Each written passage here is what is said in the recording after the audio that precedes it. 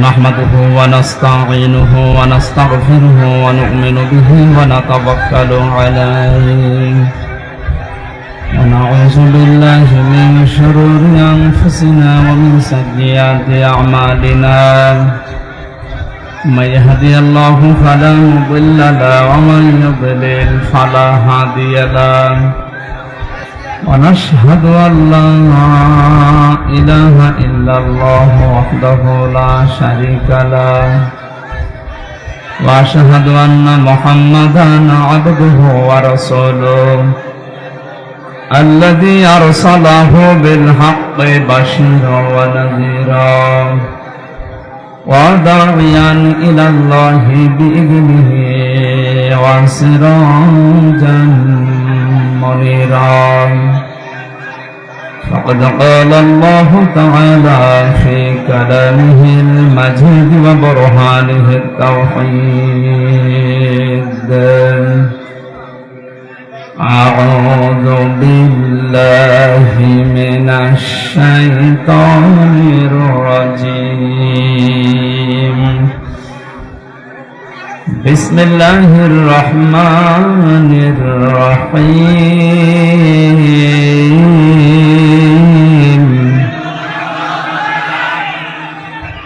لقد كان لكم في رسول الله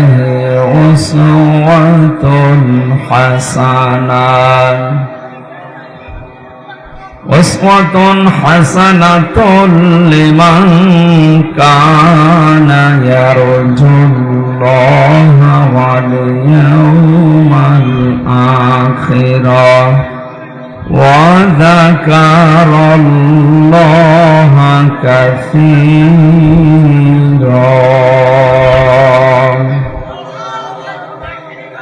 صدقت يا ربنا اللهم صل على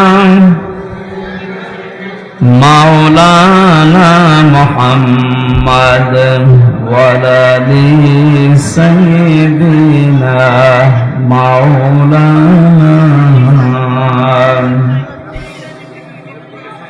কত ব্যথা কত ভাবে সাজ তুমি তোমারি খোনে লাল তায়েফের ভূমি ফেরেশতা এসে চায় ধ্বংসের হুকুম লৌহ মাখা মোহাম্মদ প্রাণেতে হাসরাত হে আল্লাহ ক্ষমা করো এতায়েফে বাসী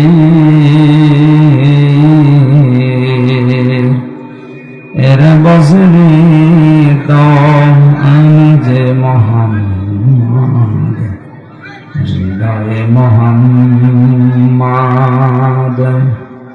আলহামদুলিল্লাহ। কুড়িগ্রাম জেলার রাজারহাট থানার অন্তর্গত হাফেজে কোরআন ছাত্রদের পাগড়ি প্রদান অনুষ্ঠানে রাজারহাট সিনিয়র ফাজিল মাদ্রাসার ময়দানে তাফসীরুল কোরআন মাহফিলের স্বনামধন্য সভাপতি বিশিষ্ট আলেমে দ্বীন পীরজাদা আলহাজ মাওলানা হাবিবুল্লাহ সিদ্দিকী দামাত বারকাতুহুল আলিয়া, এতক্ষণ যারা আলোচনা রাখলেন আপনাদের এলাকার সন্তান মাওলানা সিরাজুল ইসলাম ফারুকী, মাওলানা খন্দকার রেজাউল ইসলাম, মঞ্চে বসা অন্যান্য ওলামা ইকরাম, বসে আছেন বাংলাদেশের বিভিন্ন রাজনৈতিক দলের নেতৃবৃন্দ, রাজারহাট থানার সম্মানিত অফিসার ইনচার্জ জনাব মোস্তাফিজ সাহেব, সামনে বসা মুসলমান ভাইরা, পর্দার আড়ালে সম্মানিতা মা এবং বোনেরা, প্রাণপ্রিয় কুড়িগ্রামবাসী, নত শিরে শুকরিয়া আদায় করছি মাবুদের যিনি আমাদেরকে স্বাধীনতা দিয়েছেন। মানুষ পরাধীন থাকলে যে কি অবস্থা হয়, আজকে আসার সময় মাওলানা সিরাজ ভাই বলছিলেন এই অনুষ্ঠানটা করার আগে আগস্টের 5 তারিখের আগে যে সমস্ত অনুষ্ঠানগুলো আমরা করেছি, পায়ের সুতা ছিঁড়ে গেছে। এক এক জায়গায় যাওয়া লাগতো 14 বার করে। আল্লাহর জমিনে আল্লাহর কোরআনের কথা মানুষ শুনবে, বলবে, যে মানুষগুলোর কাছে অনুমতি চাইতে যাওয়া লাগতো, ওদের লজ্জা করতো না? লজ্জা করবে কি? ও কি মানুষ নাকি?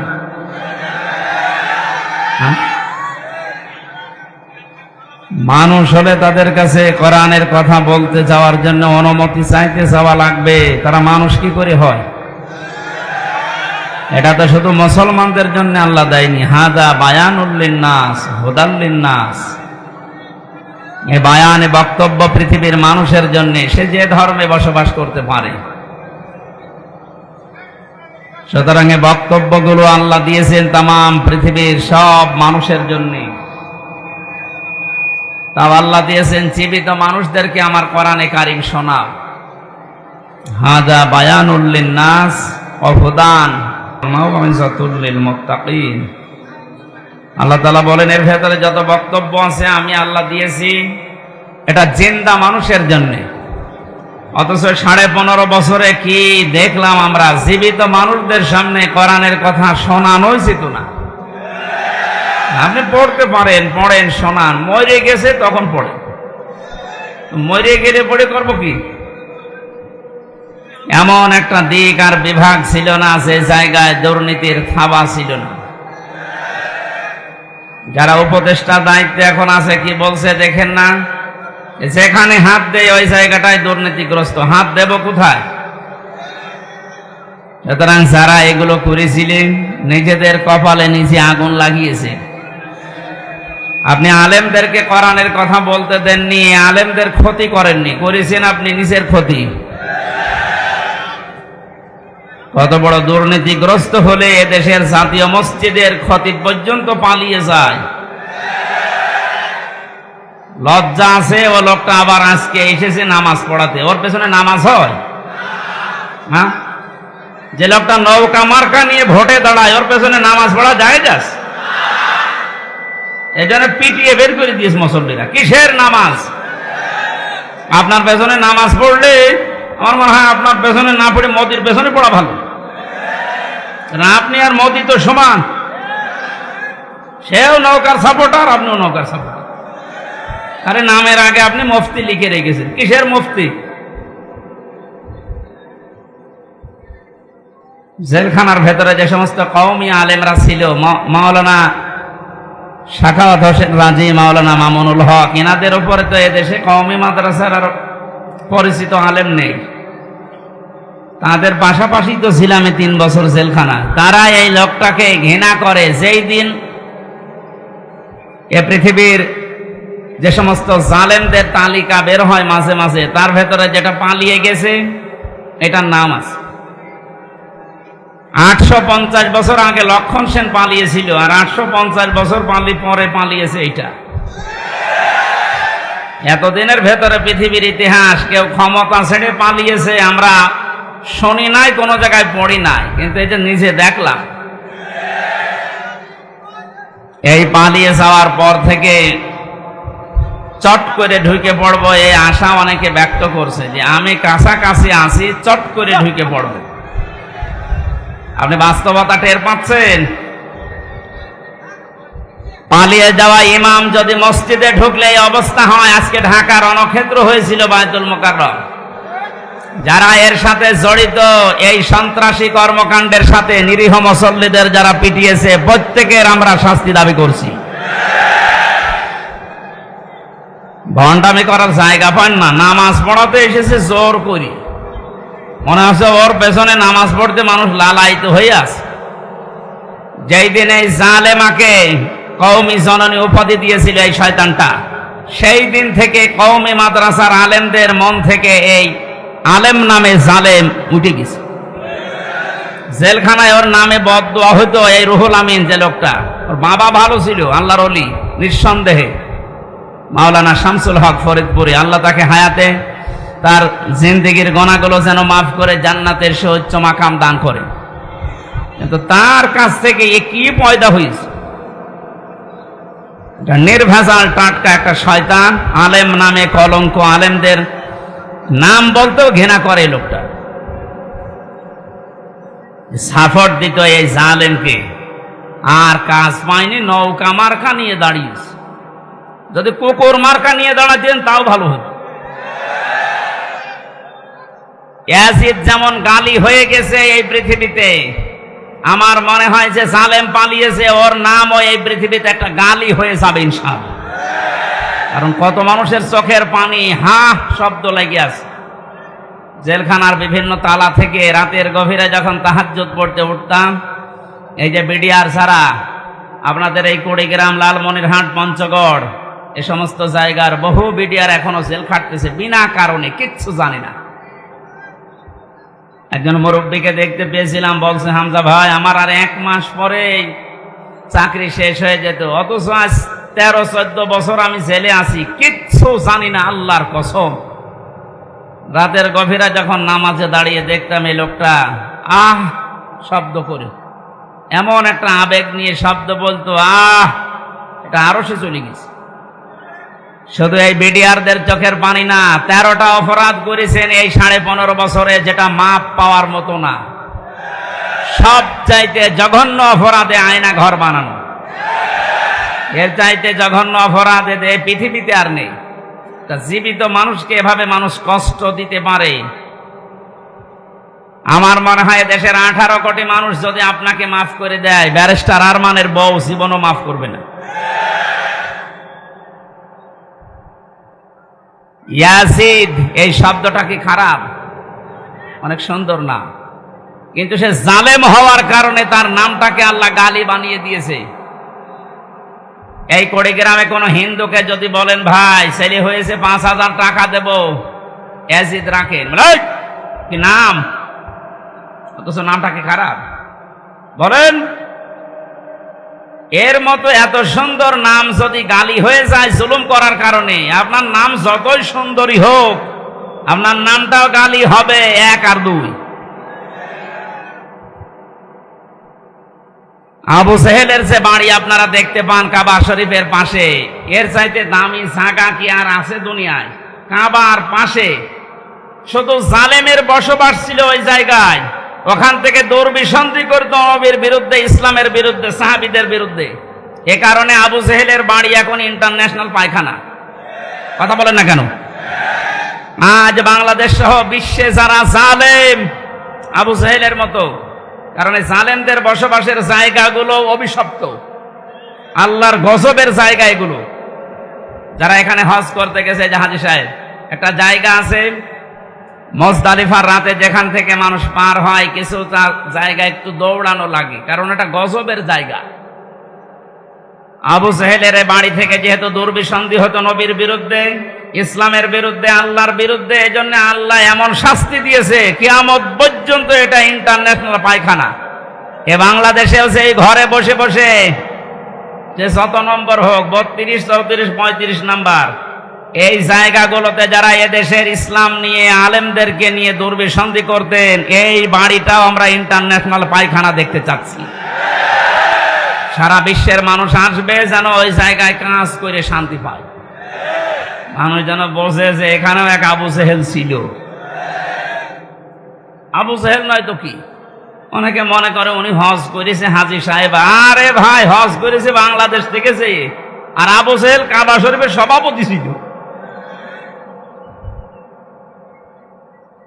সুতরাং আপনারা কি কে বলবেন আমি জানি না, আমার দাবি এইটাই, এবং বহু আলেম এই মতই দিয়েছে যে এই যে বিভিন্ন নম্বরওয়ালা বাড়ি যেগুলো 32, 33, 34, 35, 36 নাম্বারওয়ালা বাড়ি নেই, যত নাম্বার বাড়ি আছে, জালেমদের আস্তানা যেগুলো, যেগুলো ইসলামের দুর্বিসন্ধি করতো বসে বসে আলেমদের বিরুদ্ধে, এই জায়গাগুলো সব জাদুঘর বানান না আবু সেহেলের মতো টয়লেট বানিয়ে। আমি কাবা শরীফ ঘোরার ছিলাম উপর দিয়ে, জায়গা পাইনি নিচ দিয়ে, হঠাৎ শেষ করে 7 পাক মারার পরে আমার অবস্থা খারাপ। আমি ওই আবু সেহেলের যে বাড়ির পাশে, আমি জানতাম না যে ওটা ওর বাড়ি, ওখানে যেয়ে দেখছি আমার পেটে ব্যথা করছে। এক পুলিশকে ডাক দিয়ে বললাম, ভাই এতক্ষণ তো আমি ভালোই ছিলাম, এখন আমার পেটে ব্যথা করছে। পুলিশ আমারে বলছে, ইয়া হাজিউল হুজ্জার আয়না বিলাদুকা, ও হাজি দেশ কোথায়? যে তুমি বাংলাদেশ। আমি বাংলাদেশ থেকে এসেছি। আমারে বলছে, আপনি জানেন না এটা কোন জায়গা? না তো। আবু জাহেলের বাড়ি। আপনি এখনো পায়খানা না করে দাঁড়িয়েছেন, তাড়াতাড়ি যান। আমি কাজ করে দেখি আমার পেটের ব্যথা ভালো হয়ে গেছে। আমার মনে হয় এদেশেও যাদের পেটে ব্যথা উঠবে, এই জালেমদের এই সমস্ত আস্তানাতে গিয়ে টয়লেট করলে পেটের ব্যথা ভালো হয়ে যাবে। কারণ জায়গাগুলো সব গজবের জায়গা। এদেশে তো দেখতে পেয়েছি আগস্টের 5 তারিখের পর থেকে আলেমদের যত আস্তানা ছিল জালেমদের, এই দেশে প্রায় জালেমের আস্তানায় ভাঙা শেষ। এই এলাকায় মনে হয় এখনো শুরু হয়নি। আমার কুষ্টিয়ায় যে 2টা ছিল, ইট খুলে নিয়ে চলে গেছে, এমনকি টয়লেটের প্যান তাও খুলে নিয়ে চলে গেছে। ওইটাও রাখবো না। জালেমদের প্রতি আল্লাহরও রাগ, আর আল্লাহর বান্দাদের তো রাগ আছে।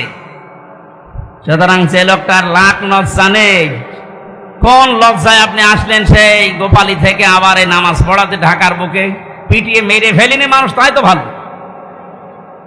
আজ 15 জনের উপরে আহত। যে অবস্থার সৃষ্টি হয়েছে, 24 ঘন্টা সময় দিয়েছে সেই আলেমরা যে ওকে গ্রেফতার করে ডিম দেওয়া হোক, কোনো অসুবিধা নেই। আমার রিমান্ডে 10 দিন নিয়ে ডিম দেয়নি, আমারে দেখিয়েছিল যে এই যে আমরা এইটা দেই। আমাকে শুধু দেখিয়েছেন আর রোসা করেছে। আজকে আমরা সরাসরি ওরে ডিম দিতে চাচ্ছি, রাজি আছেন?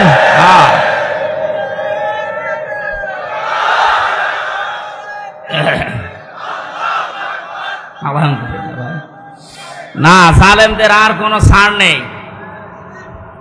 মাওলানা মামুনুল হক জানিয়েছেন, এই দেশে যারা জালেম প্রকাশ্য বড় বড় জালেম, যেগুলো 1628 জন বড় বড় জালেমের তালিকা হয়েছে, ওরা আলেমদের তালিকা করত। আমি জেলে বসে আছি কাশিমপুর কারাগারে গাজীপুরে, আর আমার নামে তালিকা করেছে 116 জনের নাম শোনেননি? তার ভেতরে আমার নাম। আমি বলছি আমি জেলে, আর আমার তালিকা হয়ে যাচ্ছে। এদেশে 1628টা চেয়ার ছিল জালেমদের দোসর।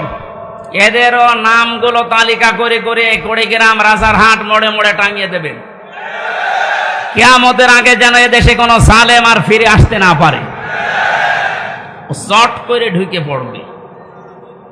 ওর ইমাম শুধু চট করে ঢুকে কি দাবড়ানি খেয়েছে দেখতে পাচ্ছেন না? আপনি আসেন, আপনাকে দিয়ে অনেকে ডুগডুগি বাজাবে, বিশেষ করে রংপুরের আবু সাইদের মা।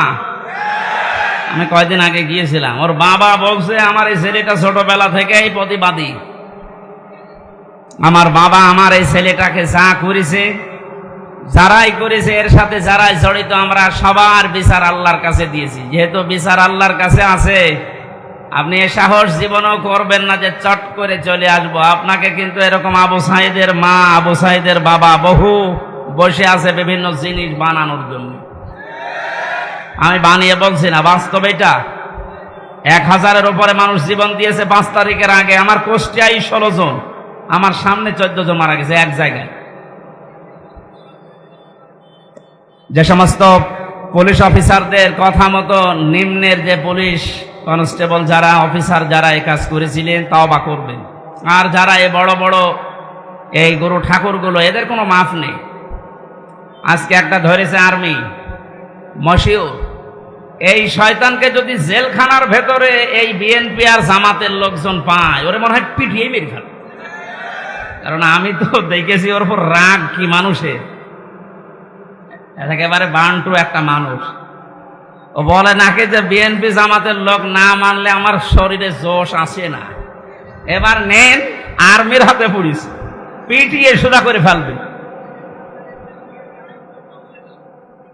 এই জন্য সাধারণ পুলিশ কনস্টেবল যারা, এই মানুষগুলো হুকুমের আসলে দাস ছিল, এদের কিছু করারও ছিল না। তারপরও এরা আরো নিরপেক্ষ থাকতে পারত। যে মানুষগুলো হুকুম দিয়েছে, এই যে বেনজির, কিসের বেনজির? ওর কোনো নজির নেই। এই লোকটা সহ এখন যারা জেলখানায় আছে, পুলিশের সাবেক আইজি, এর আগের আইজি, এরপরে কিছু মানুষকে ওএসডি করেছে। আর যারা ধরা পড়তেছে, আর ওই যে হাউং আঙ্কেল আছে, আউং আংকে, এইগুলো সহ যেন আমার তালিকা আজকে আমি দেখলাম দুপুরবেলা 180 জনের একটা তালিকা করেছে। এই জালেমদের বড় বড় দোসর যারা প্রশাসনে ছিল, একটাকেও এদেশের মানুষ ক্ষমা করবে না ইনশাআল্লাহ।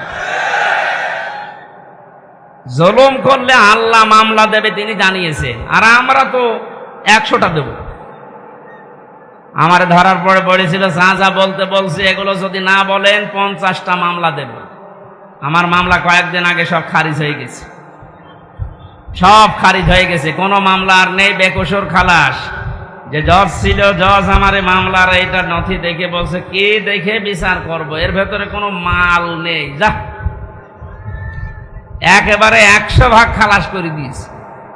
আমি বলতে গেলাম যে আদালত, আমার এই মামলা তো 3 বছর আপনার হাতেই ছিল, তখন তো আপনি বলেন যে কোনো মাল নেই, এখন হঠাৎ করে বলছেন কোনো মাল নেই, কি দিয়ে বিচার করব? মানে এটাই বলতো যে হুজুর আমার হাত বাঁধা ছিল। কি ছিল? এখন আমার হাত খোলা আছে, আমি এখন ওপেন, এখন আমি ন্যায় বিচার করতে পারবো বা করতে পারছি। আমরা চাই 1628টা চেয়ার এই দেশে মেন চেয়ার আছে, প্রত্যেকটা চেয়ার যেন এই জজের মতো হাত খোলা থাকে, আবু সাইদের মতো এভাবে হাত খোলা থাকবে। কথা বলেন ঠিক কিনা? আজকে যিনি ওসি এসেছেন ওনারও এখন হাত খোলা, আগে হাত বাঁধা ছিল, এখন তো হাত খোলা আছে। কিয়ামতের আগে যেন এরকম হাতগুলো আর কেউ বেঁধে দিতে না পারে। কি কথা বলছেন না কেন? আজকে রাত 12:30টার জরিপ দেখেননি? বিবিসি এবং আল জাজিরা থেকে একটা রিপোর্ট এসেছে, আন্তর্জাতিক সংস্থা। ওরা দিয়েছে দেশে 100 জনের 14 জন মানুষ এখনো পর্যন্ত জালেমদের সাপোর্ট করে যাচ্ছে। ঘুঘু দেখেছেন আপনি? ঘুঘুর ফাঁদ দেখেন, টের তো পাচ্ছেন না কিছু। 100 জনের 28 জন এখনো পর্যন্ত বিভিন্ন জিনিস মেরে খাওয়ার ধান্দায় আছে। আপনারা থামবেন। 100 জনের 58 জন মানুষ দেশে এখন চাচ্ছে যে ইসলাম দেশে রাষ্ট্রীয়ভাবে কায়েম হোক। এটা তো আমি বানালাম নাকি? আপনি আল জাজিরা নিয়ে আসেন, রাত 12:30টায় রিপোর্ট বের হয়েছিল। আমার কালকে ছিল ফরিদপুর, তার আগের দিন চট্টগ্রাম। এই আসার সময় গাড়িতে দেখতে দেখতে আসছিলাম ইন্টারনেট থেকে, আন্তর্জাতিক খবরগুলো কি আসে দেখি। বাংলাদেশ দিয়ে একটা রিপোর্ট তারা বের করছে। এখন দেশের অবস্থা এই, 58 জন মানুষ চাচ্ছে এদেশে ইসলাম কায়েম হোক, ইসলামের হাতে দেশটা যাক। 28 জন মানুষ চাচ্ছে না আমাদের হাতে দিন। আর 14 জন মানুষ এখনো পর্যন্ত জালেমদের দোসর এবং তাদের সাফাই গেয়ে যাচ্ছে। সাফাই যে গাচ্ছে দেখতে পাচ্ছেন না, মাঝে মাঝে video call, audio call open করে দেয়। আপা ঘাবড়াবেন না, আপনি ঘাবড়ালে আমরা নরম হয়ে যায়, তোরে নরম বানানো হবে। এ জেলার 2 জনকে কিভাবে পিটিয়েছে দেখতে পাচ্ছেন না? আমার কুষ্টিয়ার একজনকে এভাবে পিটানোর পরে তার ছেলে দিয়েছে আমার বাবাকে ওরা কুকুরের মতো পিটিয়েছে। কি সুন্দর স্ট্যাটাস দেখেছে যে আমার বাবাকে ওরা কুকুরের মতো পিটিয়েছে। এখন নিচে বলবেন সুবহানাল্লাহ না আলহামদুলিল্লাহ। জালেমদের প্রতি কারো মায়া নেই, আল্লাহরও মায়া নেই, রাসূলের মায়া নেই, কারণ এরা সবার শত্রু। জালেমরা তার নিজেরও শত্রু, জালেমরা তার নিজেদেরও শত্রু। কিয়ামতে জালেমরা তার এই আঙ্গুল পর্যন্ত কামড়াতে থাকবে, চিবিয়ে খেয়ে ফেলবে। সূরা ফুরকানের ভেতরে আছে। এই জন্যে জুলুম যারা করেছেন আপনার দুনিয়া শেষ, আখেরাত তো শেষ আগে। আমরা এই ময়দানে এসেছি দল মত জাতি বর্ণ ধর্ম নির্বিশেষে দেশটাকে স্বাধীন করার জন্য। যেমন কোনো দল ছিল না। বাংলাদেশ জামাতে ইসলামের কেন্দ্রীয় আমির ডাক্তার শফিকুর রহমান কয়েকদিন আগে ঘোষণা দিয়েছেন দেশ স্বাধীন করার জন্য যারা জীবন দিয়ে গেল, এখনো 2700 মানুষ হাসপাতালে বেডে কাতরাচ্ছে। এরা কোনো দলের মানুষ না, এরা এই দেশের সম্পদ। এরা কি কোনো দলের মানুষ? সবগুলো দেশের সম্পদ। এরা জাতির শ্রেষ্ঠ সন্তান। যদি মুক্তিযোদ্ধা বলতে হয় এদেরকে বলা যায়। ভুয়া মুক্তিযোদ্ধা যেগুলো আছে আমার মনে হয় এগুলোর ভাতা বন্ধ করে দিয়ে ওই ভাতা এখন এই 2700 মানুষকে দেওয়া দরকার। কিছু না করেই তুমি আন্দাজে। আল্লাহ আমাদেরকে আজকে সূরা আহজাব থেকে কিছু কথা তাফসীর আকারে শোনার তৌফিক যেন সামনে দেন। যাদেরকে নিয়ে আসলেন কষ্ট করে যারা বসে আছে বলেন আলহামদুলিল্লাহ, বলেন জোরে আলহামদুলিল্লাহ। দরুদ আর সালাম পড়ছি আমাদের নবী, মানবতার মহান শিক্ষক মুহাম্মদুর রাসূলুল্লাহ সাল্লাল্লাহু আলাইহি ওয়াসাল্লামের প্রতি। রবিউল আউয়াল মাস, এটা আমি আলোচনা করতে চেয়েছিলাম সূরা আরাফ থেকে, দেখলাম না, এটা রবিউল আউয়াল মাস চলছে, কিছু কথা বলা দরকার এই মাস সম্পর্কে। যে বিশ্বনবী মুহাম্মদুর রাসূলুল্লাহকে আল্লাহ এই মাসে পাঠিয়েছিলেন। যেহেতু বাংলাদেশ, ভারত, পাকিস্তান এই সমস্ত দেশে কিছু ভেজাল আছে, নবীর জন্মের পক্ষে কিছু মানুষ আনন্দ করতে আছে, আর কিছু মানুষ নবীর সিরাত সুরাত তার আদর্শ নিয়ে আনন্দে আছে। আমরা দুইটাই চাই, কারণ একটা মানুষের জীবনী লিখতে হলে জন্ম ছাড়া লেখা যাবে? বলেন বলেন। নবীজির জন্ম যেই দিন থেকে, ওই দিন থেকে আমরা আরম্ভ করব। মুহাম্মদুর রাসূলুল্লাহকে আল্লাহ যখন এই পৃথিবীতে পাঠিয়েছিলেন, এই খুব খেয়াল করে শুনবেন, আমি গতানুগতিক কথা বলছি না। আল্লাহর নবীকে যেদিন এই পৃথিবীতে আল্লাহ পাঠান,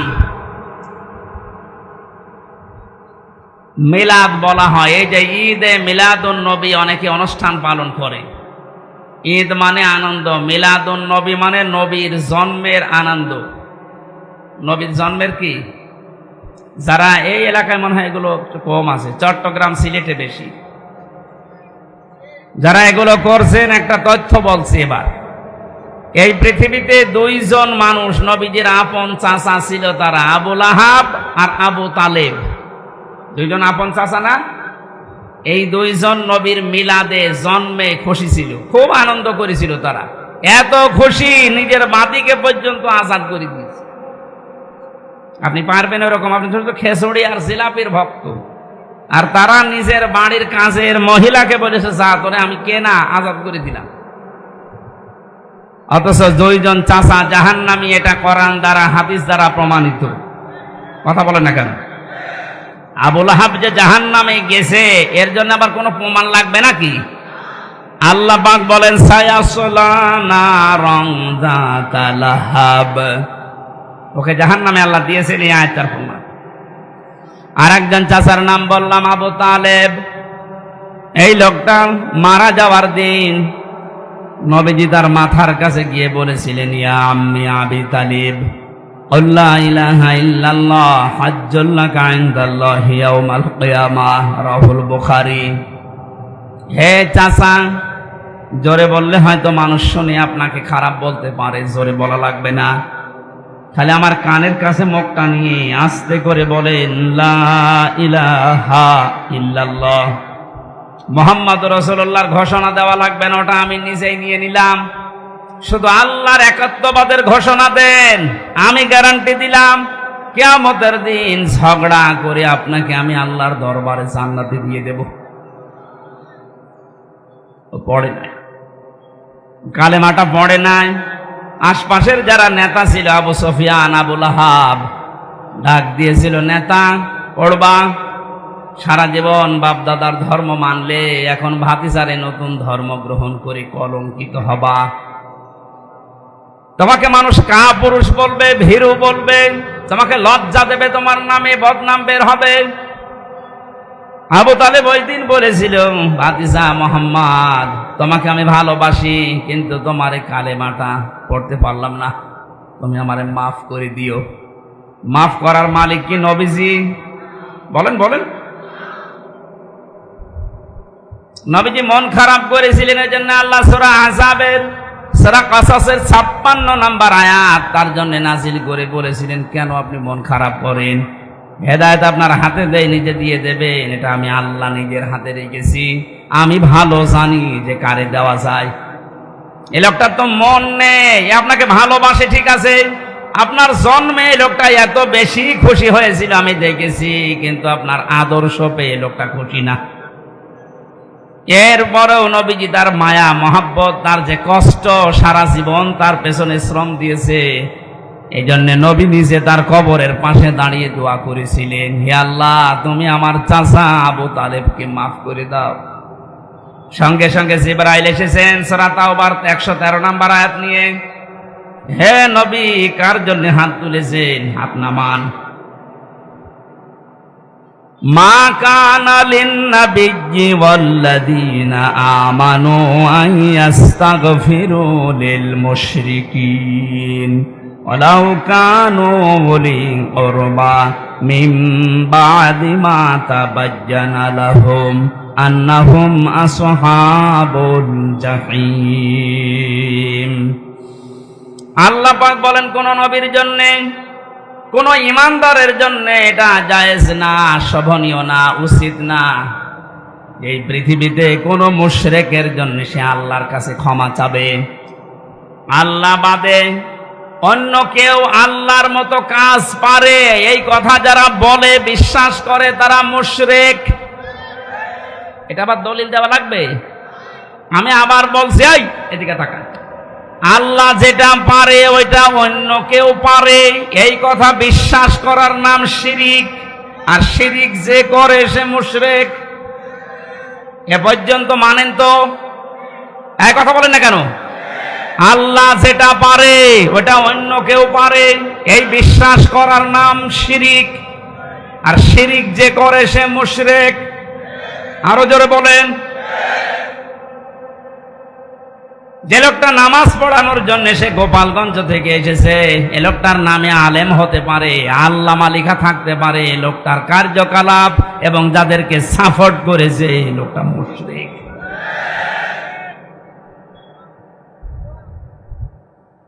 জালেমের পক্ষে যদি কেউ অবস্থান নেয়, তিরমিজি শরীফের হাদিস, নবীজি বলেন, কিয়ামত পর্যন্ত কোন মানুষ যদি কোন জালেমকে সাপোর্ট করে, ভালোবাসে, সমর্থন জানায়, সে আমি নবীর উম্মত থেকে বের হয়ে যায়। তামাম দুনিয়া জানে ওই মহিলা জালেম। এই কথা বলেন না কেন? তামাম পৃথিবীর ভেতরে যে তালিকা আপনি দেখবেন ইন্টারনেটে, 100 জনের তালিকা আছে, তার ভেতর ওনার নাম আছে। আপনি জানা শোনার পরও তার মার্কা নিয়ে দাঁড়ালেন, আপনার বিবেক নেই। আবার জননী নাম দিলেন, সাপোর্ট করেন, সমর্থন জানান, তার সাফাই গান, আপনি নবীর উম্মত থেকে বের হয়ে গেছেন। আপনার পেছনে নামাজ হবে কি করে? এই জন্যই তো জেলখানায় আপনার নামে বদদুয়া হইতো।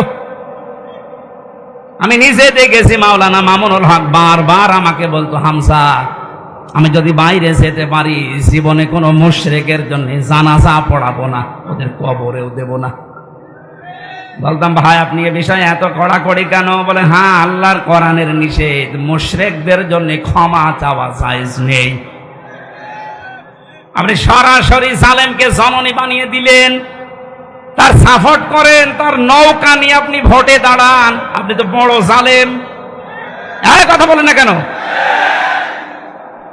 কি করতেন আপনি নৌকা নিয়ে? পাশ করার পরে ওরা মদের বিরুদ্ধে পক্ষে আইন পাশ করতো, আপনিও সাপোর্ট দিতেন। তাহলে আল্লাহ যেটা নিষেধ করে ওটা কেউ যদি করতে চায় সে শিরিক করে, আর শিরিক যে করে সে মুশরিক হয়ে যায়। মুশরিকের জন্য দোয়া করা নবীর জন্যও জায়েজ নেই, ইমানদারের জন্যও জায়েজ নেই। যদিও এটা আপনার আত্মীয় হয়, আপনার নিজের এলাকার মানুষ বলে আপনি সাপোর্ট করবেন। এবার কোরআনের আয়াত একটা শোনেন, আপনি তো নিজেও জানতেন, ইয়াউমা নাদউ কুল্লা উনাসিম বিইমামিহিম। সূরা বনী ইসরাঈলের 72 নম্বর আয়াতের প্রথম অংশে আছে, রংপুর কুড়িগ্রাম এলাকার মানুষেরা কান খাড়া করে শোনেন আর বিবেক দিয়ে ভাবেন। বুদ্ধি আল্লাহ আপনাকে এমনি দেয়নি, শুধু জিলাপি খেয়ে রবিউল আউয়ালে শেষ করে দেবেন এজন্য আপনাকে আল্লাহ পাঠায়নি, পাঠিয়েছে আপনার বিবেককে কাজে লাগাতে। আপনি একটু ভাবেন তো, কিয়ামতের দিন আল্লাহ বলেন, আমি তোকে ডাকবো বিচারের জন্য, কিন্তু তোকে একা ডাকবো না, আগে ডাক দেব তোর নেতা নেত্রীকে, এরপরে তোকে। এটা তো আমি বানালাম না। ইয়াউমা নাদউ কুল্লা উনাসিম বিইমামিহিম। সূরা বনী ইসরাঈল 15 নম্বর পারা 8 নম্বর পৃষ্ঠার 3 নম্বর লাইনের 72 নম্বর আয়াতের প্রথম অংশে আছে। যত তাফসীর আমি পড়েছি জীবনে, সব মুফাসসির আয়াতের ব্যাখ্যায় একই কথা লিখেছেন। আল্লাহ বলেন কিয়ামতে যখন তোকে আমি ডাক দেব, আজ বিচার হবে, তোরে আগে না, আগে ডাকবো তোর নেতাকে। কাকে? আগে নেতা থাকবে, এরপরে আপনি। বিবেক যদি থাকে বলেন তো, আপনি যে নেতার নেতৃত্ব মেনে চলেন, যাকে আপনি আদর্শ মনে করেন, যার পেছনে স্লোগান দেন, যাকে ভোট দেবেন বলে আপনি আশা করে আছেন, এই লোকটা যদি আপনার সামনে থাকে, আপনি তার পেছনে, আপনার কি মনে হয় যে আল্লাহ আপনাকে মাফ করবে? এখন যদি বলেন না, ধরা খাবেন না। আপনি যেন ধরা না খান, বিপদে না পড়েন, এই জন্যই তো এত কষ্ট করা আমাদের। এত কোন দুঃখে সেই কুষ্টিয়া থেকে পর্যন্ত এত দূর পথ পাড়ি দিয়ে আমার আশা আবার চলে যাওয়া লাগবে কোন কারণে? আপনি যাচ্ছেন, আমি দেখতে পাচ্ছি কোরআনের চোখ লাগিয়ে যে জাহান্নামে যাচ্ছেন, আপনি ধরা খাবেন। এমন কোন মানুষের পেছনে থাকা যাবে না, রায় দেওয়া যাবে না যারে দেখলে আল্লাহর রাগ হয়। এরকম মানুষ দেশে নেই। আপনি এমন মানুষের পেছনে থাকবেন, রায় দেবেন, সমর্থন জানাবেন যাকে দেখলে আল্লাহর কথা মনে হয়। এরকম মানুষ এদেশে নেই। আমার তো ডাক্তার শফিকুর রহমানের দিকে তাকালে মনে হয় যে আল্লাহর কথা মনে পড়ছে। কথা বলেন না কেন? আর কাওয়া কাকুর দিকে তাকালে আমার মনে হয় শয়তান তো আমি দেখিনি, যদি দেখতাম তো ওইরকমই হইতো। কানের ভেতাল শয়তান। এই বয়স এখনো পর্যন্ত দাড়ি কেটে সেটে মনে হচ্ছে যে ইয়াং হবে, অথচ কবরে এক পা চলে গিয়েছিল। আল্লাহ দয়া করে একটু ফিরিয়ে দিয়েছে, তারপরও যদি একটু ভালো হবে না, শয়তানে আরো বেড়েছিল। এখন আর ইঁদুরের গর্ত খুঁজে পাচ্ছে না, কোথায় যে আছে ও জানে আর আল্লাহ জানে। আমার কুষ্টিয়ায় বাড়ির নিচে একজন ভাড়া থাকতো, আমি তো জানতাম না। আমি তো 3 বছর ছেলে যেয়ে দেখছি উনি ভাড়া আছে। পরবর্তীতে শুনলাম উনি জালেমের অনুসারী। এই 5 তারিখের আগ পর্যন্ত তার দাপট কি গো। 5 তারিখের পরে শুনে যে ও কোথায় গেছে ও জানে আর আল্লাহ জানে, ওরে খুঁজে পাওয়া যাচ্ছে না। আমার তো মনে হচ্ছে কোরআনের পাখি সেই স্বপ্নগুলোর কথা বলেছিলেন, সবগুলো আল্লাহ একটা একটা করে দেখাচ্ছে। উনি বলেছিলেন জালেমরা এদেশে ইঁদুরের গর্ত পাবে না, ঠিক তাই হয়ে গেছে। বলেছিলেন শুধু ঝাঁকা দেওয়া হবে, দিল্লি গিয়ে পড়বে, তাই পড়েছে। যদি বলতো যে আমেরিকায় পড়বে, তাও তো হইতো, যা বলেছে তাই হয়েছে।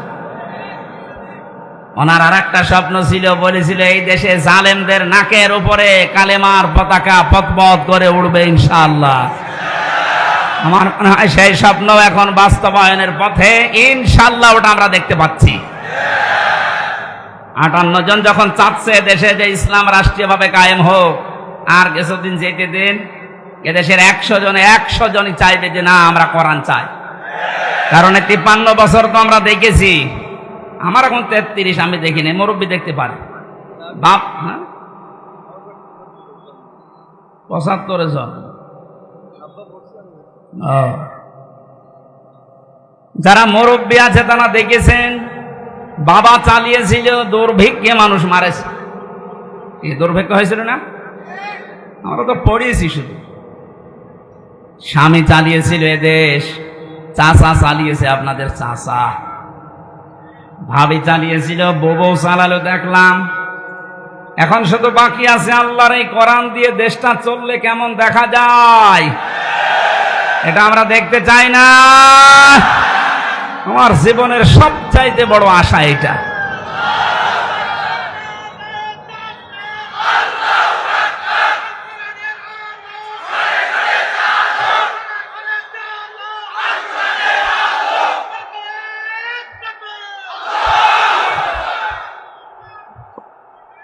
মুসাফির অবস্থায় আছি এখন। মুসাফিরের দোয়া আল্লাহ ফেরত দেয় না। বড় আশা নিয়ে বলছি, মাবুদ হাজার লক্ষ মানুষকে নিয়ে তোমার দরবারে মোনাজাত করছি, জীবনে শুধু চর্ম চোখে এটা যেন দেখতে পারি যে কালাম দিয়ে বাংলাদেশের 56,000 বর্গ মাইল চলছে।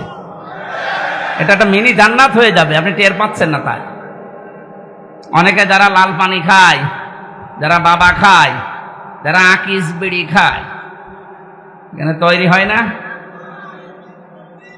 জলিল বিড়ি, এরা মনে মনে ভাবে যে হ্যাঁ ইসলাম যদি দেশে চলে আসে তাহলে আমি বিড়ি খাবো কি করে, আমি লাল পানি খাবো কি করে। শোনেন, এই যে ইনি মসজিদের খতিব, লিখা দেখলাম, মসজিদের ভেতরে যদি এই দাড়ি কাটা মানুষটা যায়, এখন ওনার মনে করেন বিড়ি খাওয়ার অভ্যাস আছে, নেশা আছে, মসজিদের ভেতরে ঢোকার পরেও নেশা থাকবে। যদি নেশা লাগেও সে পরিবেশ মসজিদে খেতে পারবে? বলেন বলেন কেন? কারণ পুরাটা জায়গা আল্লাহর রহমত দিয়ে ঘেরা। মসজিদ রহমতের জায়গা, এ কথাকার আল্লাহুম্মা আফতাহ লি আবওয়াবা রাহমাতিকা, হে আল্লাহ তোমার রহমতের সব দরজা খুলে দাও। এজন্য রহমত পেতে হলে মসজিদে যাওয়া লাগবে। কোথায় যাওয়া লাগবে? পৃথিবীতে রহমতের জায়গা মসজিদ, আর মসজিদের বাইরে যা আছে দুনিয়ার সবগুলো গজবের জায়গা, বিশেষ করে মাজারগুলো। অনেকে মনে করছে মাজার, হ্যাঁ মাজার কেন বললাম? নবীজি জানিয়েছেন কিয়ামতের দিন দুই প্রকার মানুষকে আল্লাহ সবচাইতে কঠিন শাস্তি দেবেন। তার এক নম্বরে যারা মাজারের খাদেম ছিল।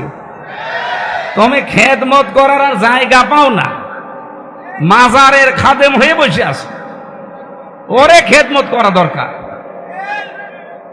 কারণ যত মাজার এই দেশে সবগুলো শিরিকের আস্তানা আর জেনার আড্ডাখানা। নারী পুরুষের অবাধ মেলামেশা যদি দেখতে চান, আপনি যান লালনে মাজারে, মন মন গাঁজা খাচ্ছে মানুষ। কোন কারণে মাজার রাখা লাগবে? আল্লাহর ওলি যারা আল্লাহর পছন্দীয় মানুষ, এদের কবরগুলো সংরক্ষণ করে রাখে, কেউ যেন ইহানত করতে না পারে, নষ্ট করতে না পারে। তাই বলে ওখানে যে সেজদা দেবেন, গাঁজা খাবেন, লা তাত্তাখিযুল কুবুর মাসাজিদা, কবরকে মসজিদ বানিও না, সেজদার জায়গা বানিও না। এই ঘোষণা শোনার পরেও যারা সেজদা দেয়, কোন কারণে ওইটা রাখতে হবে বলেন? এই কারণেই তো হক্কানি আলেমরা বলছে মাজার গুড়িয়ে দাও, কোনো দরকার নেই।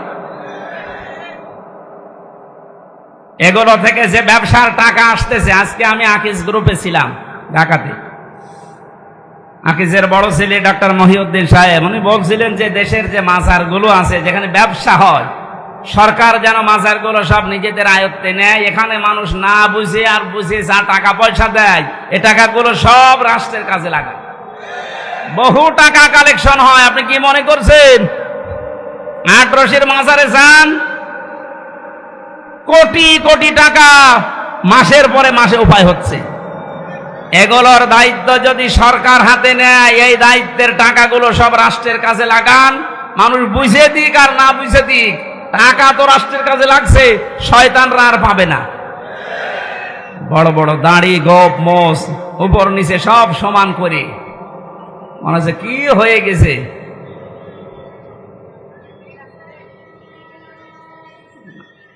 সাবধানে থাকবেন, ট্রেন আসতেছে।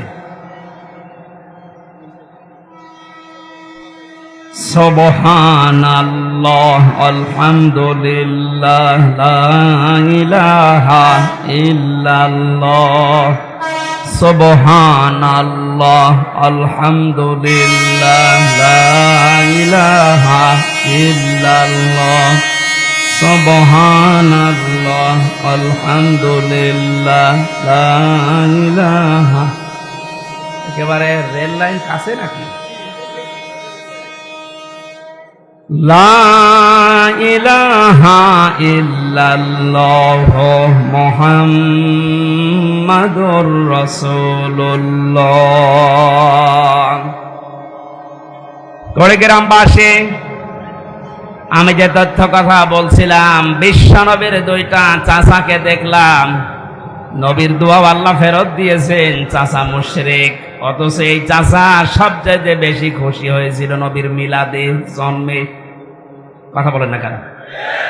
আজ বাংলাদেশ, ভারত আর পাকিস্তান, এই তিনটা দেশে আমি দেখলাম। বাকি বহু দেশে আমার ছোট্ট জীবনে আল্লাহ আমাকে নিয়েছে। যে কয়েকদিন আগেও মালয়েশিয়া, সিঙ্গাপুর, থাইল্যান্ড, ইন্দোনেশিয়া সহ বহুগুলো দেশ ঘুরে এসেছি। কোন দেশে এগুলো আমি পাইনি। খালি এই বাংলাদেশে, ভারতে আর পাকিস্তানে এই ব্যবসা চলছে। মানুষ ঈদে মিলাদুন নবীর নাম নিয়ে যা করছেন, আপনি যদি শুধু নবীর মিলাদ নিয়ে খুশি হয়ে বলেন যে আর কিছু লাগবে না, আপনি জাহান্নামে যাবেন আবু লাহাবের মতো আর আবু তালেবের মতো।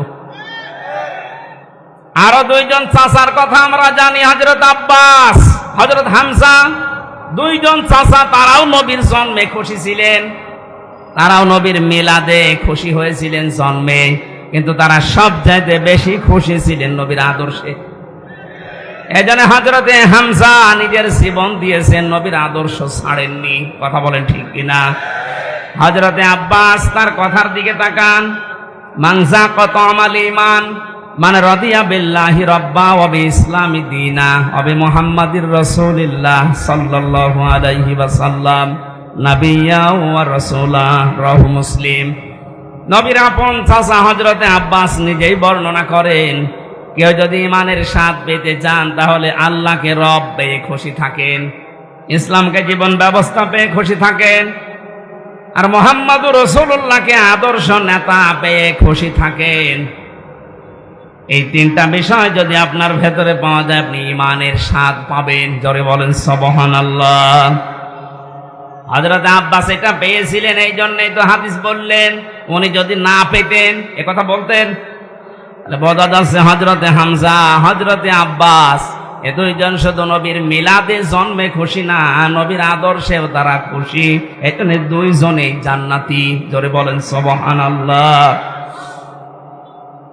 নবীদের জন্ম থেকে আমরা শুরু করছি, বিশ্ব নবী মুহাম্মদুর রাসূলুল্লাহর 1 থেকে শুরু করে 40 বছর পর্যন্ত পুরা আরব জাহানে তাকে মানুষ ডাক দিত মুহাম্মদ ইবনে আব্দুল্লাহ, আব্দুল্লাহর বেটা মুহাম্মদ।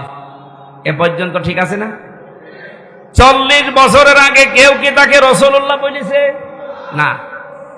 যদিও তিনি সেই জীবনে তৈরি হওয়ার পর থেকে যখন আল্লাহ তাকে বানিয়েছে, এ দুনিয়া তৈরি হওয়ার আগে তার নূর বানানো, ওই সময় থেকে তিনি রাসূল, কিন্তু ঘোষণা হয়েছে 40 বছর বয়সে। এই জন্য 1 থেকে 40 বছর পর্যন্ত আপনি যদি তাকে না মানেন, আপনি জাহান্নামে যাবেন না। কিন্তু 40 থেকে 63 এই 23 বছরের 1 সেকেন্ড যদি কেউ অস্বীকার করে, সে জাহান্নামী। এটা তো আমি বানিয়ে বলছি না, সূরা আহজাবের 21 নম্বর আয়াত তার প্রমাণ। লাকাদ কানা লাকুম ফি রাসূলিল্লাহি উসওয়াতুন হাসানা। এই যে ফি রাসূলিল্লাহি, রাসূলুল্লাহর জীবনের ভেতরে তোমাদের জন্য মহত্তম আদর্শ আমি আল্লাহ লুকিয়ে রেখেছি। অনেকে বলতে পারতেন না মুহাম্মদ ইবনে আব্দুল্লাহর জীবনী বলেছে, কি বলেছে? রাসূলুল্লাহ। আর আমরা সারা পৃথিবীর মানুষ জানি উনি রাসূল হয়েছিলেন এই দুনিয়ার ঘোষণা অনুযায়ী 40 বছর বয়সে। কথা বলেন না কেন? 40 বছরের আগে পুরা আরব জাহানে তাকে ডাক দিত মানুষ আল আমিন, আস-সাদিক বা মুহাম্মদ ইবনে আব্দুল্লাহ। কিন্তু 40 বছরে তিনি যখন কোরআনে কারীম পেয়েছেন, তখন আর মুহাম্মদ ইবনে আব্দুল্লাহ শুধু না, তখন হয়ে গেছেন তিনি রাসূলুল্লাহ। এই কথা বলা লাগবে। আল্লাহ কি বললেন এই আয়াতে? তোমাদের জন্য মহত্তম আদর্শ লুকিয়ে রেখেছি আমি রাসূলুল্লাহর জীবনে। তার মানে 40 থেকে 63 এই 23 বছর রাসূলুল্লাহর জীবন পুরাটা আপনাকে মানাই লাগবে, মাস্ট বি। এর ভেতরে একটা সেকেন্ড আপনি ছাড় দিতে পারবেন না। যদি বলেন না এটা আমি মানি না, তাহলে আপনার ঈমান পরিপূর্ণ হয়নি।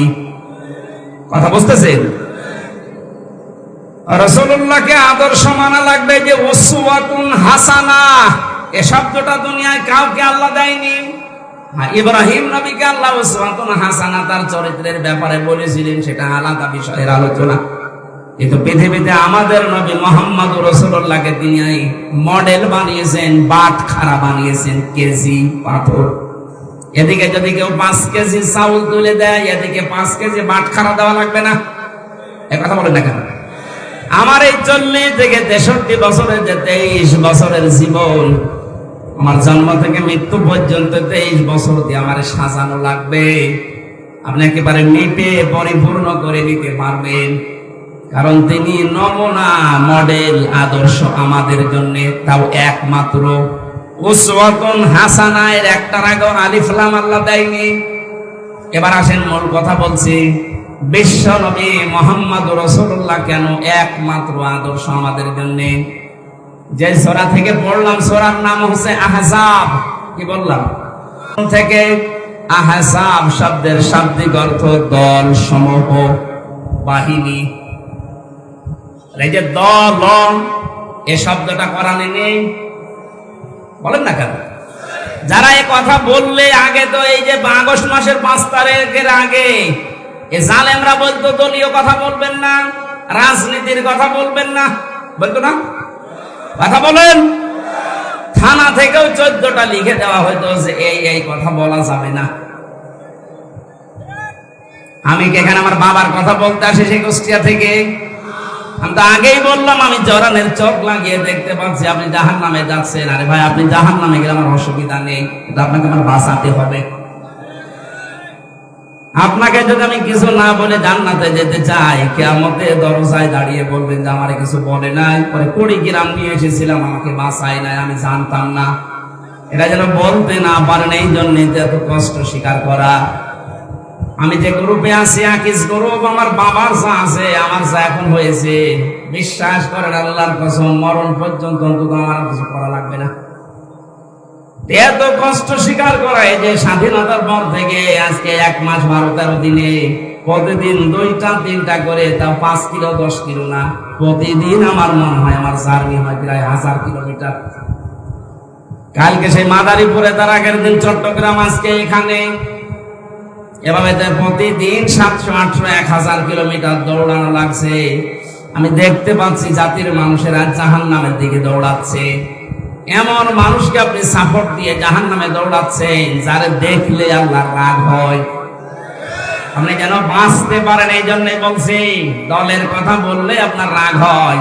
আপনি যে দল করেন, দলই আপনাকে জাহান্নামে নিয়ে যাবে। দলের কথা কোরআনে যদি নাই থাকে, তাহলে আয়াতগুলো আপনি বাদ দিয়ে দেবেন। সূরা আলে ইমরানের 103 নম্বর আয়াতে আল্লাহ জানিয়েছেন, ওয়াল তাকুম মিনকুম উম্মাতুন ইয়াদউনা ইলাল খায়র। অবশ্যই তোমাদের ভেতরে একটা দল থাকতেই হবে। কয়টা দল? আরো জোরে। আল্লাহর দৃষ্টিতে যে দলের কথা আছে কোরআনে, এ দল করতে হলে 4টা জিনিস লাগে।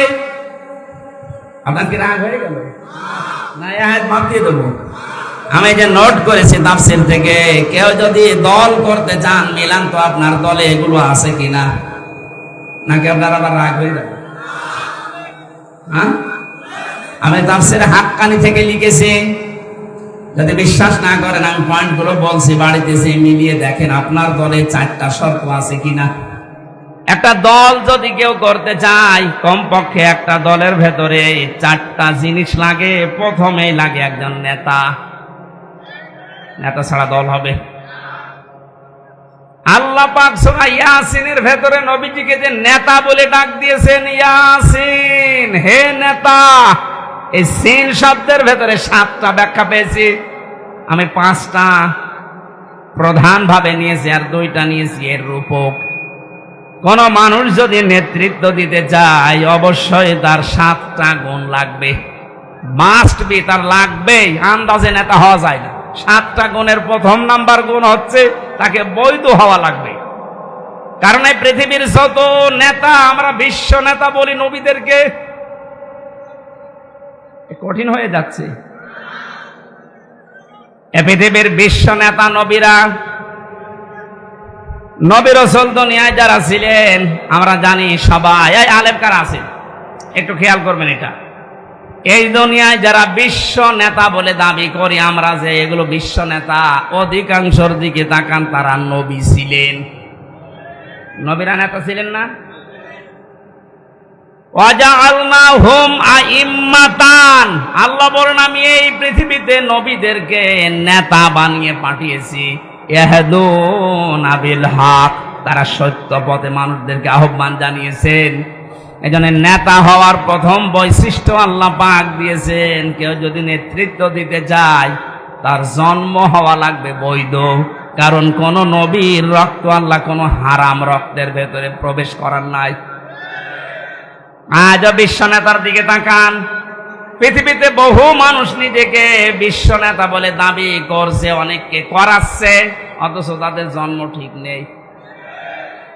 তাদের মা এক ধর্মের, বাবা এক ধর্মের। আমাকে বেশি বলে ফেললাম। আমার ফাঁসি চাই, এ বইটা কিনেন, দেখেন।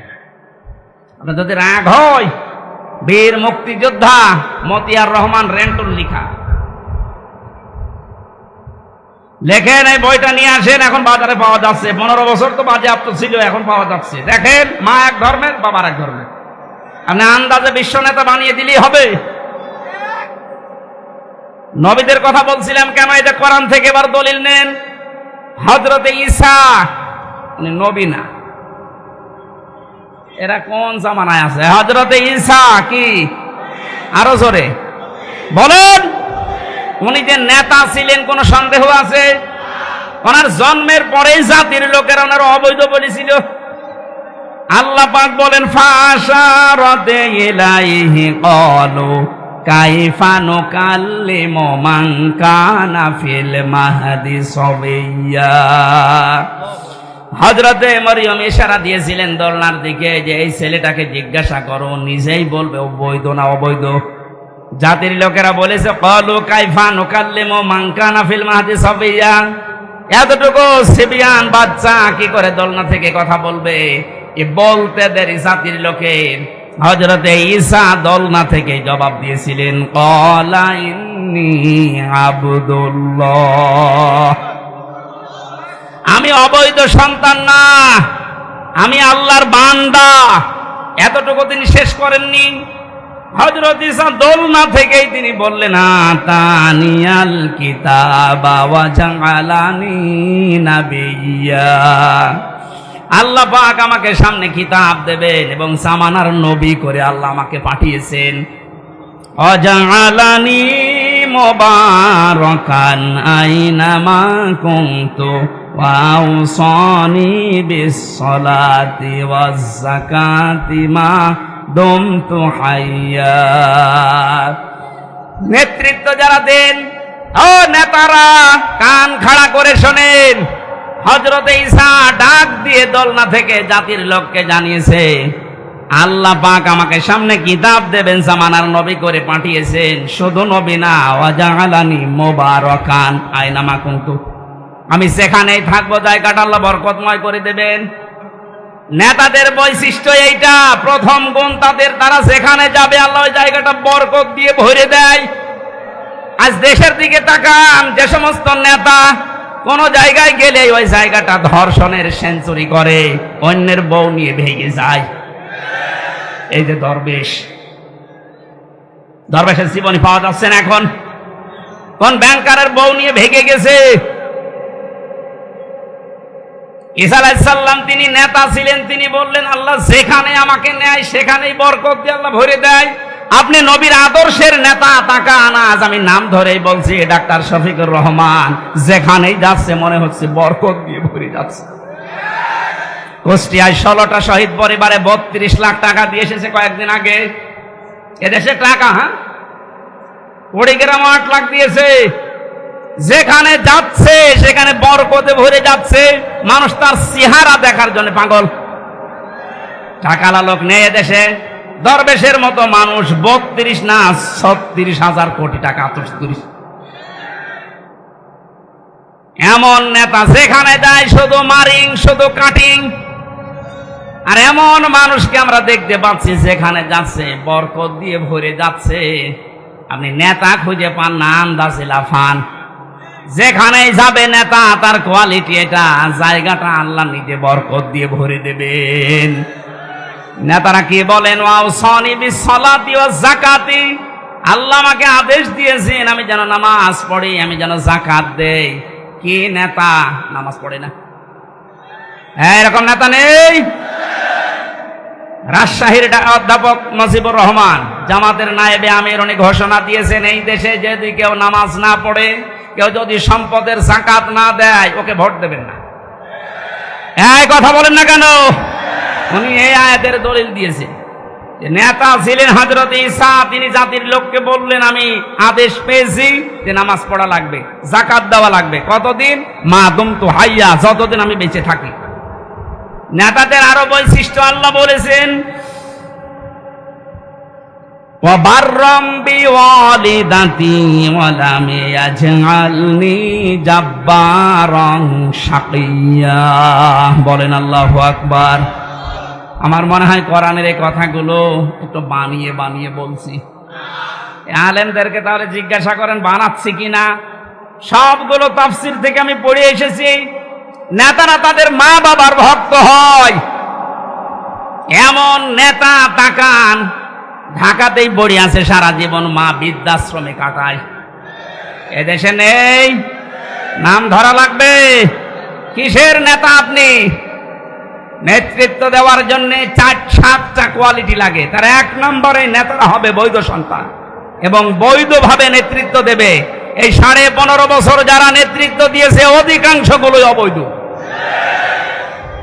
এই জন্য আমরা সময় দিতে চাচ্ছি, যারা দায়িত্বে আছেন একটা সম্মানজনক সময় নিয়ে এমন একটা সংস্কার করে দেন তাড়াতাড়ি, যেন দিনের ভোট রাতে না হয়। কথা বলে না কেন? তাড়াহুড়া করে যদি তাদেরকে নামিয়ে বলি না ভোট দিয়ে দেন, কি হবে? ওই দিনের ভোট রাতে হয়ে যাবে। কারণ যারা আছে এখনো পর্যন্ত জালেম বসে আছে চেয়ারে। কথা বলে না কেন? 100 জনের 65 জন জালেমকে বদলি করা হয়েছে, এখনো পর্যন্ত 35টা জালেম চেয়ারে আছে। এদেরকেও আমরা সময় দিচ্ছি, তাড়াতাড়ি নামিয়ে দেন। কোন জালেম যেন চেয়ারে না থাকে, কারণ এগুলো ক্যান্সার। এগুলো থাকলে আবার দিনের ভোট রাতে করে ফেলবে। এক লোক বিয়ে করে বাসর ঘরে বউ রেখেছে, দাদি শাশুড়ি যে বলছে, ওই নাতির বউ আমি কিন্তু পতি চাই। ঠিক আছে, আমার সময় দেবেন? শাশুড়ি এসে বলছে, বৌমা আমার নাতি চাই। মা আপনি সময় দেবেন না, কেবল আমি আসলাম, আপনার ছেলের সাথে এখন আমার দেখাও হয়নি। ননদ আর দেবর এসে বলছে, ভাবি কি করবা আমরা জানি না, আমাদের কিন্তু ভাতিজা চাই। ঠিক আছে। স্বামী এবার ভাসর ঘরে এসে বলছে, বউ আমার কিন্তু বেবি চাই। বউ আবার মুখ তুলে বলছে, তো বংশ কি সব পাগল? এখন আমার কিছুই হইল না, 10 মাস 10 দিন যাবে, সংসার হবে, এরপরে তো কারো বেবি, কারো নাতি, কারো ভাতিজা, নাকি আমি ফ্ল্যাক্সি লোড করে সব নিয়ে আসবো? দায়িত্ব যাদের দিয়েছি অন্তত 10 মাস 10 দিন সময় তো দেবেন। কেবল 1.5 মাস। সংস্কার আরম্ভ হয়েছে, জালেমরা থাকবে না ইনশাল্লাহ, একটা জালেমও থাকবে না। সবগুলোকে চেয়ার থেকে নামিয়ে এখানে নতুন মানুষদের প্রেস করা লাগবে।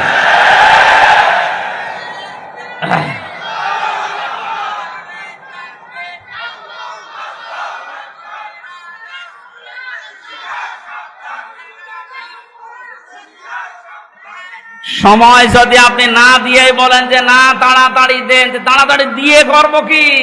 বাচ্চাকে আমি নিয়ে আসবো ফ্ল্যাক্সি লোড করে বাইরে থেকে, আমার সংসার করা লাগবে না?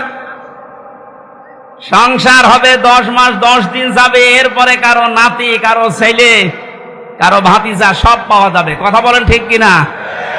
সুতরাং এই সময় উল্টা পাল্টা না করে আমরা যারা দায়িত্বে আছেন আপনাদের সম্মানজনক সময় দিচ্ছি, সংস্কার করেন। বৈষম্য বিরোধী ছাত্র আন্দোলন 9 দফার ভেতরে এটা একটা দাবি যে আমরা সংস্কার চাই। আমার ওই বিচারপতির যেমন হাত খোলা, এখন মন মতো বিচার করা যাচ্ছে, এদেশেও যেন সবাই হাত খোলা অবস্থায় থাকে, সব সংস্কার করে দেন। কোন জালেমকে আমরা দেখতে চাই না। আমি বললাম না মাওলানা মামুনুল হকের কথা, যে জালেমদের তালিকা করে করে টাঙিয়ে দেন, কিয়ামতের আগে যেন আর প্রবেশ করতে না পারে। হযরত নূহ দোয়া করেছিলেন, লা তাযার আলাল আরদি মিনাল কাফিরিনা দাজ্জারা, হে আল্লাহ কোন জালেম যেন না থাকে, ওর আন্ডা বাচ্চাও যেন না থাকে, কারণ ওর পেট থেকে যেটা আসবে ওটা ডবল হারামি হবে। আমরা আশা করছি যারা আছেন খুব তাড়াতাড়ি করেন। সকাল আসতে আসতে যেন শুনি যে 35% এখনো বাকি আছে জালেমরা, এদের কারণেই তো আজকে বাইতুল মোকাররমে মারামারি হয়েছে। কোন জালেম যদি না থাকে দেশটা ইনশাল্লাহ শান্ত হয়ে যাবে। আমি নেতৃত্বের কথা বলছিলাম কেন? দল করতে হলে একজন নেতা লাগে। নেতার ভেতরে গুণ থাকা লাগে কয়টা? 7টা। বলেন। 1 নাম্বার এই গুণ হচ্ছে নেতারা হবে বৈধ, জোর করে থাকবে না, বৈধভাবে থাকবে। আমরা এতদিন দেখেছি সব জোর করে ছিল, বৈধভাবে না, সব অবৈধভাবে। 2 নম্বরে দল করতে হলে লাগে সংগঠন। সে সংগঠনের নাম আল্লাহ কোরআনে দিয়েছেন, ওয়ালতাকুম মিনকুম উম্মাতুন। জাতি হওয়া লাগবে, উম্মত হওয়া লাগবে কোরআন কেন্দ্রিক। এখানে 4টা কর্মসূচি আছে। যেই দলের ভেতরে এই 4টা থাকবে তারা ভালো কাজে আদেশ দেবে, অন্যায় দেখলেই তারা প্রতিবাদ করবে। আপনি দেখেন এই দেশে হাজার হাজার দল আছে, ভালো কাজে আদেশ দেওয়া, অন্যায় দেখলেই প্রতিবাদ করা কাদের ভেতরে? সেটাই আল্লাহর হক্কানি দল। মানে আন্দাজে নিজেকে হক্কানি দাবি করে। 3 নম্বরে বেশি প্রতীক লাগবে। প্রতীক হয় সুন্নতি প্রতীক নেওয়া লাগবে আপনার। এই পৃথিবীতে আমার মনে হয় ন্যায় বিচারের মানদণ্ড যেটা দাড়িপাল্লা, টুপি, এর ভেতরে আরো 5টা পেয়েছি আমি। দাড়িপাল্লা, টুপি, এগুলো সব ন্যায় বিচারের প্রতীক, সুন্নাত, আল্লাহর নবীর আদর্শের ভেতরে এগুলো ছিল। যদি আপনার মার্কা নিতে হয় এরকম মার্কা নেবেন, হয় টুপি মার্কা নেন, নাই দাড়িপাল্লা মার্কা নেন। 4 নম্বরে পেয়েছি আমি অফিস লাগে। এ পৃথিবীতে দল করতে হলে অফিস লাগে না? আমাদের অফিস আছে, আমাদের অফিসের নাম মসজিদ। আমাদের অফিসের নাম কি? যাদের আনাগোনা মসজিদের সাথে, যাদের সম্পর্ক মসজিদের সাথে, এমন এমন দল আমরা পাই, মসজিদ তো দূরের কথা, কোনোদিন পূর্ব দিকে পশ্চিম দিকে আষাঢ় খেয়েও পড়ে না। ও যদি আষাঢ় খেয়ে পড়েও তো দিল্লির দিকে পড়ে, মানে পশ্চিম দিকে পড়বে তো না। আমাদের এই অন্তরটা ঝুলিয়ে রাখা লাগবে কিসের সাথে? মসজিদের সাথে। বলেন বলেন। নবীজি বলেন, যার অন্তর সব সময় মসজিদের সাথে ঝুলে থাকে, 1 ওয়াক্ত নামাজ পড়ে বের হয়ে যায়, আবার কখন নামাজ পড়তে যাবে এরকম মন যার, এই লোকটাকে কিয়ামতে আরশের ছায়া আল্লাহ নিজে স্থান দিয়ে দেবেন। জোরে বলেন সুবহানাল্লাহ। তাহলে অনুসরণ করা লাগবে মুহাম্মদ ইবনে আব্দুল্লাহকে না রাসূলুল্লাহকে? আল্লাহর নবীকে অনুসরণ করলে 27টা উপকার হয় দুনিয়া আখেরাত মিলে। কয়টা? আরো জোরে বলেন। 1 নম্বরে আল্লাহ পাক বলেন, এ পৃথিবীতে একজন মানুষকে আমি পাঠালাম যাকে অনুসরণ করলে জীবনের গুনাহগুলো মাফ হয়ে যায়। قُلْ إِن كُنتُمْ تُحِبُّونَ اللَّهَ فَاتَّبِعُونِي يُحْبِبْكُمُ اللَّهُ وَيَغْفِرْ لَكُمْ ذُنُوبَكُمْ وَاللَّهُ غَفُورٌ رحيم। সূরা আলে ইমরানের 31 নম্বর আয়াতে আছে, ইবনে কাসিরে পাবেন। হে নবী, আপনি বলেন, যদি আল্লাহকে ভালোবাসি এ দাবি করো তাহলে আমার অনুসরণ করো। আমার অনুসরণ যখন থেকে আরম্ভ করবা ওই সময় থেকে আল্লাহ 2টা পুরস্কার দেবে। 1 নম্বরে জীবনের গুনাহগুলো মাফ করে দেবে, 2 নম্বরে জান্নাতি বলে ঘোষণা দিয়ে দেবে। এবার আমার প্রশ্ন, অনুসরণ করা লাগবে নবীকে পূর্ণাঙ্গ না আংশিক? না না, এদিকে তাকান। এই যে ফাত্তাবিউনি, আমার অনুসরণ করো, এ কথা বলতে নবীজি বলেছেন অনুসরণ কি আংশিক না পূর্ণাঙ্গ? আমাদের অনুসরণ কি আংশিক হয় না পূর্ণাঙ্গ? আমরা হয়তো আজ অনেকেই দাড়ি, টুপি, পাগড়ি, জুব্বা, খাবারের পরে মিষ্টি খাওয়া, মেশাক করা, এইগুলো নিয়ে ব্যস্ত। কিন্তু নবীর জীবনে যে আরো আছে, পূর্ণাঙ্গ করতে হলে বিশ্ব নবী খাবারের পরে যেমন মিষ্টি খেয়েছিলেন, নামাজের আগে যেমন মেশাক করেছিলেন, এই নবী 10 বছর কোরআন দিয়ে রাষ্ট্র চালিয়েছিলেন। এইটা আপনার কাছে সুন্নাত মনে হয় আর ওইটা আপনার কাছে রাজনীতি মনে হয়। আপনি মানুষ। আমার মনে হয় নবী এখন বেঁচে থাকলে আপনি এটাই বলতেন। এই জন্য আমাদের অনুসরণ আমরা দেখতে পাই যে আংশিক হচ্ছে, পূর্ণাঙ্গ হচ্ছে না। আর যারাই যুগে যুগে দেখলাম পূর্ণাঙ্গ অনুসরণ করেছে তারা মাপ পেয়েছে, তারা জান্নাতের গ্যারান্টি পেয়ে গেছে। আর যারা পূর্ণাঙ্গ অনুসরণ না করে আংশিক অনুসরণ করেছে তারা জাহান্নামী, তারা মাফও পায়নি, জাহান্নামে গেছে। তার প্রমাণ আব্দুল্লাহ ইবনে উবাই। এরকটার অনুসরণ পূর্ণাঙ্গ না আংশিক? আংশিক ছিল। ওর পুরা জীবন আমি পড়েছি, আব্দুল্লাহ ইবনে উবাইয়ের পুরা জীবনের ভেতরে আমার এক জায়গায় শুধু টুটি পেয়েছি, ইসলাম দিয়ে কোরআন দিয়ে দেশ চলুক, এইটাও চাইতো না।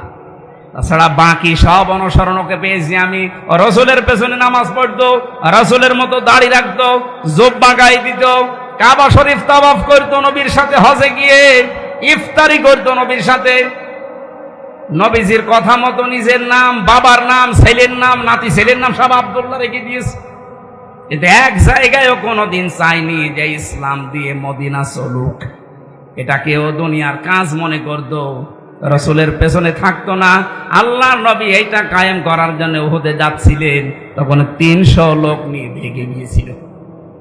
আজ যদি আপনার অনুসরণ রকম আংশিক হয়, ওর জন্য আল্লাহ দিয়েছিলেন ওয়ালা তুসাল্লি আলা আহাদিম মিনহুম, হোম আছে হোম, এটা জমির বহু বচন। আব্দুল্লাহ ইবনে উবাইয়ের নাম যদি আল্লাহ দিয়ে দিতেন তা আমরা কোনো চিন্তায় থাকতাম না, কারণ হোম দিয়ে আমরাও ঝামেলায় আছি। আল্লাহ বলেন শুধু এর না, এর মতো যারাই আসবে দুনিয়ায়, যারা শুধু আংশিক অনুসরণ করে, পূর্ণাঙ্গ না, হেনবে আপনি তাদের জানাজা দূরের কথা কবরের পাশে তোলাবেন না। আমার মনে হয় কোরআনের আয়াত যদি আজ নাজিল হওয়ার সিস্টেম থাকতো, বাংলাদেশে বহু মানুষের নামে আয়াত নাজিল হয়ে যেত। হয় না, কে বলেছে যে হোম আছে, এই হোম দিয়ে আপনি এর ভেতরে আছেন। যাদের অনুসরণ আংশিক হয়, শুধু পূর্ণাঙ্গ হয় না। আল্লাহ আমাদেরকে যে 27টা বিষয় আমি আজকে নোট করেছি আয়াত থেকে, তার একটা প্রমাণে রসুলকে অনুসরণ করা লাগবে একমাত্র, কেবলমাত্র, শুধুমাত্র এই জন্যে, কারণ তাকে অনুসরণ করলে জীবনের গুনাহ মাফ হয়ে যায়। সম্মানিত মা বোন যারা এসেছেন, 6 জন নারীকে আপনার আদর্শ বলে ঘোষণা এসেছে হাদিস কোরআনে। তার 1 নম্বরে হযরতে খাদিজাতুল কুবরা রাদিয়াল্লাহু তাআলা আনহা। তাকে আল্লাহ সালাম দিয়েছিলেন যে কারণগুলোতে, তার অন্যতম কারণ তিনি স্বামীকে সাহায্য করতেন, ইসলামের পথে চলতে, ইসলাম কায়েম করতে, ইসলাম প্রচার করতে। যারা সাহায্য করেন স্বামীকে, যারা স্বামীর জন্য পাহারায় থাকেন, সব সময় স্বামীকে সাহায্য দোয়া করেন, তারা খাদিজাতুল কুবরার সাথে জান্নাতে থাকতে পারবেন। আল্লাহ আমাদের মা বোনদেরকে খাদিজার মতো জীবন অনুসরণ করার তৌফিক দিন। আমরা যতটুকু বলেছি এতটুকুর উপরে আমল করার তৌফিক কামনা করে শেষ করছি। আল্লাহুম্মা আমিন।